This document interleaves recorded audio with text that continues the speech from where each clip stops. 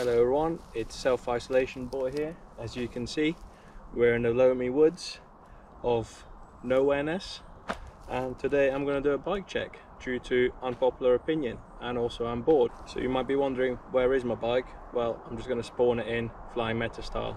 3, 2, 1. Whoa, magic, just like that. Let's begin.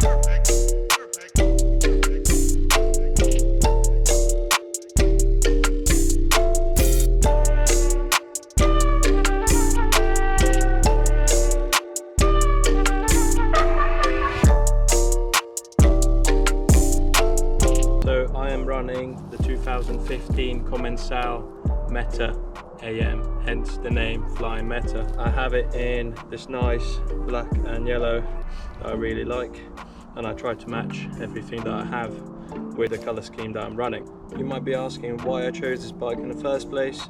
Well, to be honest, the striking geometry and how the frame looks and how the shock mounts really caught my eye. You might notice that I do have a lot of scratches on the bike. To be honest, I didn't even know what Invisiframe was back then, and by the time I did realise, it was already too late. So I've got all these scratches, but I kind of like the raw look of it. You know, it's been places, it's been abused. I'll start off in the back. So I'm running on the rear a SCHWALBE Magic Mary with the ADDIX compound. It's a great all year tyre really. That's what I think anyway, not that I know any better. Tyre pressures, I don't know. I always test them out like this and know if it's any good, ride down once or twice. I do change the tyre pressures a little bit when it's really muddy, just to get more traction, but I don't have a particular pressure that I run like most pro people do. Moving on to the rims, I've got the standard Commencal Meta rims, and that's the same for hubs as well. It's the same, I haven't changed them, don't feel like I need to change, but for future upgrades maybe I might get some new ones. Moving on to the drivetrain, I run the SRAM PG1030 cassette. It's an 11 to 36 tooth, so it's quite a small cassette.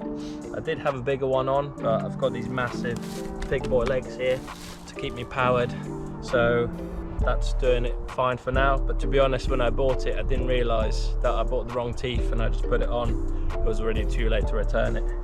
It is normally silver, but it's just covered in muck now. And same for the chain. It is a gold chain, it does shine. This is a KMC X10 EL gold chain, matching the 10 speed that I have. And then onto the rear mech, so that's a SRAM GX Type 2.1 with a clutch to keep the gears moving up and down. One thing to mention about the rear mech is the fact that I've got quite a crazy bodge on there. I put a massive B screw and I've put it upside down through some nuts, because I keep finding that it keeps slipping and breaking the mech, and there's nothing really else you can do. I think it's just poor design, but if I do get a new drivetrain or a new bike in the future, I'd probably go for Shimano if they designed those things differently. Moving on to the middle of the bike, the rest of the drivetrain. So I have a race face ride, 34 tooth chainring, and then I've got this heavy duty downhill guide that I can't remember what the make is or where it came from, but I must have bought it online some time ago. And then for the cranks, they're also a race face, and for the pedals I run the standard Saint MX80 pedals that most people use these days. For the rear suspension, I am running the ROCKSHOX MONARCH Plus RC3, and that is 150mm travel shock, and it has been the dream since I've got it about 1.5 years ago, and it can take whatever you throw at it these days. In terms of suspension settings, in the shock, don't know how much air I've got in there, but I know it's roughly about 30% sag. In the front, I've got a coil, so you can't really match that with my weight anyway. In terms of bottle cage, if you're wondering, that is a 99p bottle cage. is absolute cream. So it's an Elite Nane bottle cage from Chain Reaction. It's a bottle cage, what do you expect? Moving on to the dropper post. So this is a Brand X Ascend 2 and it's 150mm travel dropper post. And it is the cheapest one out there on the market. I haven't had many problems with it. It's easy to service and it just works. Whereas some others that you can hear online don't, which are 3 times the price. And in terms of the saddle, it's just a normal Commencal saddle that came with the bike when I bought it. Moving on to the cockpit, so I run a SPANK Spike 35mm Enduro stem, so it's quite close. In terms of bars, I run the Eastern Haven carbon bars and they are 740mm long, quite short for bars I suppose in terms of everyone else. I've gotten used to them, to be honest.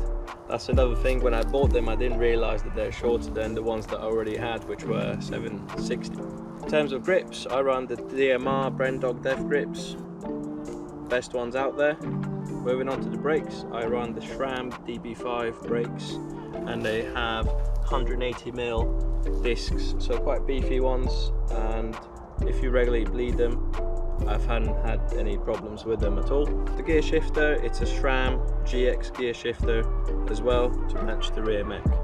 And to keep me looking pretty from all the mud that I go through, I run the Rapid Racer Products Enduro Guard that most people also have, but I am looking to upgrade to get a bigger one in the future. Moving up to the party in the front, I have ROCKSHOX pikes. They are 160mm travel and they have been converted to coil by TF Tuned, so they are quite special. I'm still getting used to them, but so far they are so sensitive and they can take any hit really. I just still have to dial it in a little bit more. In terms of shoes on the front, I run the Maxxis Minion DHF. The tyres, they're just regular ply, no DH casing. And if you're wondering, if you haven't spotted yet, I don't run tubeless. I still have tubes. I haven't bothered really to do it, and maybe it's a future project. And why is there a plane right now? Hey, who's flying these days anyway? So there you go guys, I hope you learned something new about the bike I ride and the components I have. It's not really tricked out as such, but I have upgraded it over the years. I didn't buy it like this, I had lesser spec components on there, and hopefully you enjoyed the video. See you in the next one.